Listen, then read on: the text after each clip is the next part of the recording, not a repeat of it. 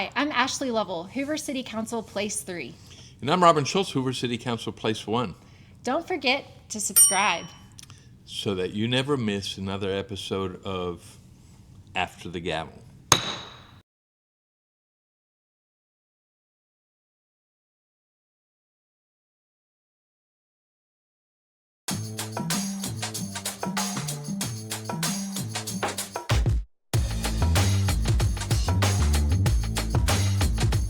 Hi, I'm Robin Schultz, And I'm Ashley Lovell. and welcome to After the Gavel for Monday, May 26, 2026, with our regular City Council meeting at 6 p.m. Started right on time. Everybody was here, with the exception of Mr. McClinton, who was not available. We had our roll call, we had the invocation, we had the pledge, and then we had some special We did guests. some special music. We had a musical tribute from Officer Easterling. He did God Bless America. He sang it. It was a beautiful tribute. I really enjoyed that. Yeah, it was and excellent. then we had taps performed by Mr. Cicero from Hoover High School. It was really to commemorate Memorial Day. Yep. It was very nicely done. We had a really moving moment of silence as well for those who've given their lives for our country, and that is always a really special thing to do. It's we appreciate everyone's service. Absolutely. And then we had a report. We had a report on Fire Station 1, an update on that. And so let's talk about that real quick, because some members of the media have been talking about it. We had former ABC 3340 news anchor Pam Huff has been making some comments, and rightfully so, Yep. about the status of Station 1. We appreciate her We do. bringing it up. And so let's bring everybody else that's not up to speed on Station 1. So Station 1 was a replacement fire station. Station 1 is the oldest fire station in Hoover. It's located right off of Braddock. And so on April 1st, 2024, the Hoover City Council approved to build a replacement for Station 1. And that was when they accepted the bids and when it went through. Fire Station 1 was supposed to be finished in August of 2025. And so a number of things happened that delayed that particular project. How many months delayed are we, Robin? We're what 9 months delayed? 8 months delayed on this project. So people like Pam Huff have been making observations, and like I said, rightfully so, in that what's going on with it? What's taking so long? Why is it not finished? And so there was a number of issues with the contractor on that. There was a penalty phase that kicked in if it wasn't done by August of 2025. Then there would be a daily penalty for every day that it was not finished. So over the last few months, we've been hearing updates.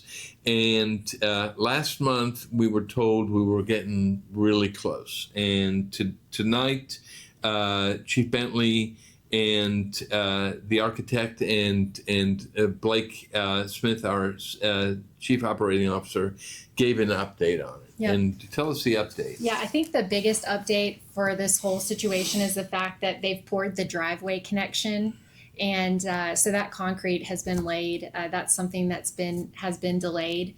So that I would say is the biggest movement on the project. But they had a final building inspection and it didn't quite pass. I think there were 7 items. 5 of those items were simple things like signage or caulking, something along that line. The final 2 are bigger items, like they're going to have to take away some concrete steps that aren't needed, and they're also going to have to reinstall some kick plates. But from our knowledge, it seems as if that they will begin to be able to start moving some things into the fire station, and that the certificate of occupancy as well as the final inspection are just right around the corner. So we're hopeful that they did say those 5 items will be done by the end of the month. There might be those 2 remaining items, but it's looking like we're getting very close. And interestingly enough, it's the city of Hoover that did the inspection and the city of Hoover that did not pass the Hoover Fire Station 1. So Councilor Smith brought up calling the bond. And what does that mean? Calling the bond basically is where the contractor had to take out a bond and A performance. yeah, and he wanted to if they call the bond, that means that there's the penalty. It all comes to forward. A new contractor has to be brought in to finish it up. And so there was some discussion on that. I encourage you to watch the that portion of the meeting. And the city attorney, Mr.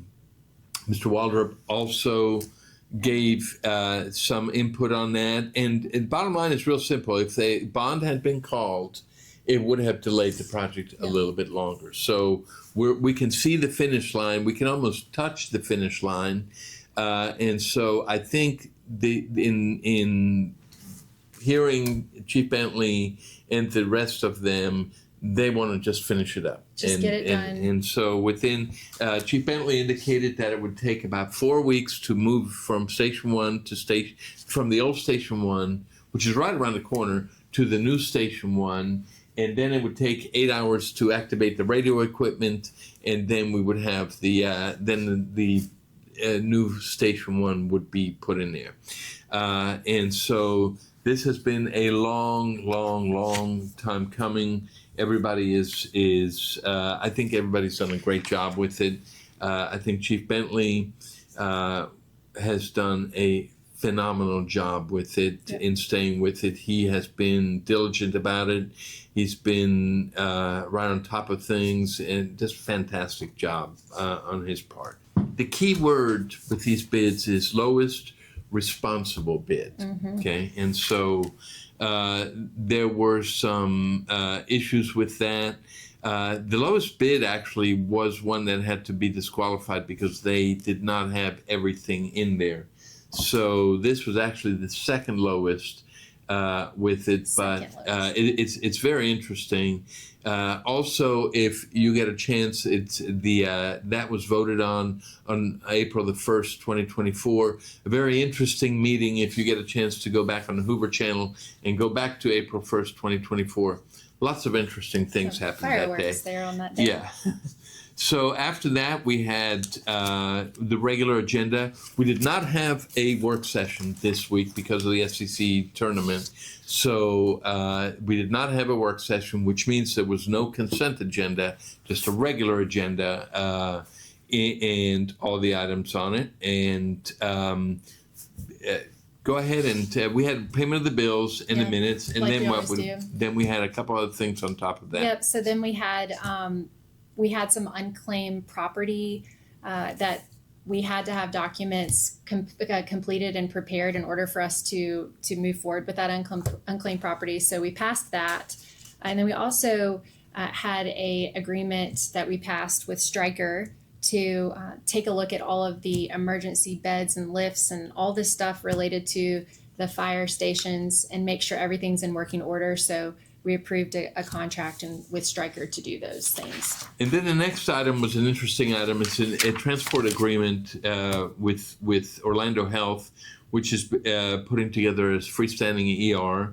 And basically, it's an agreement with the city of Hoover to transport certain patients. It's not going to be the primary transport. It's just that they had to have that agreement with it. This is not uncommon. We have other freestanding ERs in the city where every once in a while the regular ambulance service, which regional paramedic services is the RPS is are the normal transport services. If they're not available, then they will call Hoover Fire Department for transport and to their hospital. But this needs to be approved. No other, according to Chief Bentley, no other freestanding ER has that. And we're getting a lot of these now throughout the city, and I think they're really a big plus. Yep. They're a big plus. And then after that, we had we voted on a licensing on hemp products. The council voted to charge for the hemp licensing. And after that, that was all the regular agenda items. Yep, it was pretty quick meeting. Yeah, we had a first reading, and the first reading was on rezoning, and then we had a couple of public hearings after that. Yep, we did. So the public hearing granting conditional use for a dog daycare called Dogtopia over there on Highway 280. They have a location in Homewood, and they're looking to have another location. And then we also had our public hearing for granting conditional use to reclassify existing childcare operation from a daycare home to a group daycare home for the property located on Deerfield Drive. So these last two items have been through planning and zoning. If you spoke at that planning and zoning meeting, which would have happened in the earlier part of this month, then this is going to come in front of the council at the next meeting on June the 8th. If you are in favor or opposed to either one of these items, we encourage you to come. This will be your time to tell the city council your feelings, your input on this, and it's very important. I mean, that we've received some correspondence on it, on some of the items, but being in front of the council and speaking to us is a lot better. There are some people that have been very successful, so to speak, at speaking in front of the council and planning and zoning, and so we encourage you to do that. Two of those people are right in front of you right now, and so we encourage you to come and speak in front of the council so that we can hear what you want to say. And that pretty much wrapped it up. We had some council comments. As you know, last week was the SEC Championship. I spoke briefly about the phenomenal, top-notch job that our city staff did. It was unbelievable how fantastic they are. And I'm not just saying that. I mean, they genuinely were incredible. Fantastic. And the mayor has a slogan, Standard of Excellence. Every single person that was there last week, city staff, lived up to the standard of excellence. Fantastic job by our city staff.